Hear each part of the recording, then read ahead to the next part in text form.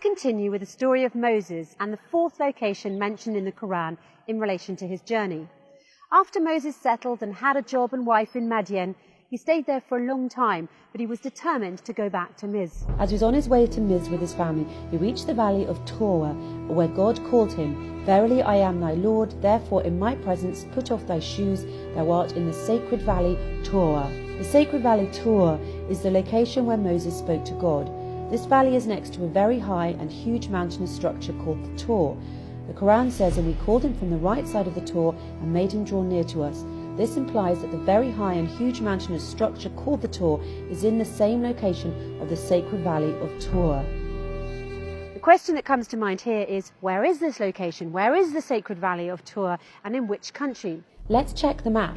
If Moses is returning from his family from Madian, then clearly he would enter Miz from the south, which implies he would pass through Abyssinia and the eastern north of Sudan. Indeed, on the current borders of Sudan and Abyssinia, and specifically on the Abyssinian highlands, is a valley named Tor. You can find this information in the book of James Bruce, a Scottish explorer who was the first to follow the Blue Nile from its source until it meets the White Nile. On the 29th of November 1772, Bruce arrived in Aswan and published his book, Expeditions to Discover the Sources of the Nile between 1769 and 1773. It's considered one of the most authentic books that examine the River Nile Valley. About his trip from Ethiopia to Egypt, he mentioned a significant piece of information.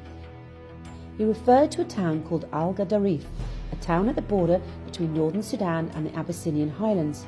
Its true name was Tor. Bruce illustrates the map of Miz before the recent borders between the north and the south. On the map you can easily locate Tor next to Abyssinian Heights. From a geographical perspective, Tor, or the city of Al-Qaddarif, is located in the Ethiopian hills at the border with Sudan.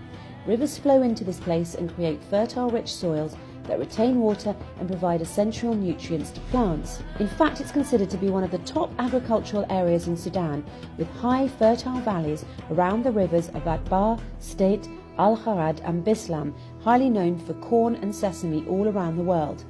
As for the animal population in Al-Qaddarif, around 7 million different types of cattle come from nearby neighbourhoods seeking water and food. God describes this area in the Quran as the blessed spot. The blessing refers to the diversity of the rivers, agricultural crops, trees and food, which applies to the city of Al-Qaddarif. This area and Sudan in general is considered to be the food basket of the world. There is no other area as blessed agriculturally as this area in the entire Arabian and African region, just in terms of the number of rivers, the variety of agricultural harvests and the greenery. So what is the story of the very high and huge mountainous structure called the Tor, or the Tower, the fifth location identified in the Quran? And we called him from the right side of the Tor and made him draw near to us. The Tor is a very high and huge mountainous structure and was mentioned in the Quran as the Tor Sina or Sinai, the Tor Sanin, and just as the Tor. It's recorded in Arabic dictionaries and scholars of the science of tafsir that Sinai and Sanin are known Abyssinian nouns. Indeed, if you check the map of the Abyssinian highlands, you will find names like Sanin, Semien, Sina, Senan. In fact, in the Abyssinian highlands you will find a mountain called Debra Sina, or Mount Sinai in English. The exact name of the mountain is also found in modern Egypt and is called Mount Sinai. You will also find in Abyssinian highlands Mount Sanin. And what's interesting is that in the Abyssinian highlands, despite the difference in the names, Sanin, Semien, Senan, Sina, etc., they all represent one mountainous structure, one range, one plateau, called the Tower Plateau. From a geological perspective, the Abyssinian highlands is considered to be one block, moulded since creation from one origin. This range is called the Abyssinian Tower, also referred to as the African Tower, because it is the biggest group of mountains with a height that extends in one chain in Africa for a very long distance, 519,278 kilometers squared. That's why Ethiopia is sometimes referred to as a tower. Even the highest peak in Africa, Mount Kilimanjaro, extends only to 4,000 kilometers squared. The Abyssinian Heights has been referred to as the African Plateau or the African Roof, with different heights exceeding 4,000 metres to a maximum of 4,500 metres. As for the Sinai or Sina mountain in modern Egypt, Its average height is only 2,300 metres, and the area of Sinai altogether is 61,000 kilometres squared. Most importantly, the Sinai that you know today in modern Egypt was not called Sinai in the time of Moses and the Pharaoh. It was called Mafkat, which means the land of turquoise. Also, the so-called Mount of Tor in Sinai in modern Egypt was then called Ritho. There is no single evidence of the usage of the name Senin or Sina for any of the mountains in the turquoise land that was later named Sinai or Sina. The Quran has to refer to known nouns with the real names as they were used at the time, and there is no mention of Mafkat or Ritho in Moses' story. What was referred to in the story was the Tor Senin and the Tor Sina, which are known nouns from an Abyssinian origin, as documented in the authentic Arabic dictionaries and as illustrated by scholars of tafsir. Let's get back to the terminology that describes the Abyssinian highlands as the Tower Heights. The word tower simply means the highest location from which you can see across the largest possible landscape around you. There's nothing as high and nothing as big as this spot in all of the Arabian and African region. To further simplify this, the word tower originally comes from Tor in Arabic.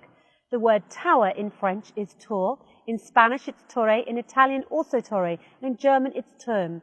It's clear they all come from the same word, the Arabic word Tor. Of course, this is no coincidence, because if you look in the Oxford English Dictionary, you'll find that the origin of tower is Tor.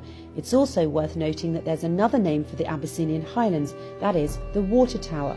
This is because it is the water source of the River Nile Valley for all this region, south from Abyssinia, north and east from Sudan, and all the way to the Mediterranean. When God swears by the Tor, then he swears by the Abyssinian highlands, or the so-called water tower, the source of the water of the River Nile, referred to as al-Bahra al-Masjur, or the large body of water kept filled in the Quran. Yes, the River Nile is al-Bahra al-Masjur, or the large body of water kept filled. Let me clarify this one too. What is the meaning of al-Bahra al-Masjur? It means the sea that gets full until it floods, and as we know, the flood is a main characteristic of the River Nile. To summarise these meanings and connections, the River Nile originates from the Abyssinian highlands, the water tower, the Tor. Each year there is a flood season, so the soil gets fed with silt. This natural flooding phenomena is what created the first civilization in history, the Nile Valley civilization. Without the flood there is no agriculture and no civilization. Al-Bahra al-Masjur, as mentioned, refers to the sea that gets full and floods, thus referring to the River Nile. As we answered before, the word al-Bahra in Arabic and in the Quran is used to refer to both river and sea. In a nutshell, the Tor is the source of al-Bahra al-Masjur, or the River Nile. At this point, you might also wonder, can there be a water stream that fit the definition of al-Bahra al-Masjur other than the River Nile? Well, what are the odds for a location that connects all the aforementioned dots, a location that meets the specific characteristics of the Tor Sinin, the Tor, the Valley of Tor, and al-Bahra al-Masjur, as referred to in the Quran, other than the Abyssinian highlands? In the Quran, also a tree springing out of Mount Sinai which produces fat and relish for those who use it for food. On the top of the Abyssinian highlands there is a belt of trees that extends to Senegal in West Africa. It's called the trees of shea butter that grows only on the equator, and their fruits contain butter that has an ivory colour. The shea butter trees only grow in Africa on their own accord without interference by humans. They're a blessing from God to the Africans. They support the people in their lives so they can use them in their nutrition, as a medicine, and to protect their bodies from the heat of the sun. The shea butter tree is also called the tree of life. It's a source of income for Abyssinian and African women because women in Africa are the ones who gather the shea fruit, wash and dry it, and grind the seeds to extract the butter. This tree has an extended lifespan, producing fruits for more than 400 years. Compared to other trees, this is a very long time. For example, an apple tree lives for 45 years at most. The belt of shea butter trees covers an area of more than 3.7 million square kilometres. It's the longest belt of trees on earth. Some tafsir scholars explain the verse, also a tree springing out of Mount Sinai which produces fat and relish for those who use it for food, as referring to the olive tree and the olive oil that comes from that. However, there's a big difference linguistically and otherwise between oil, zayit, and butter, dem. Scientifically, oil is liquid at room temperature, but butter is solid at room temperature. And if what is referred to is an olive tree, the Quran would have said which produces oil, same as God said before about the oil tree, whose oil would almost glow.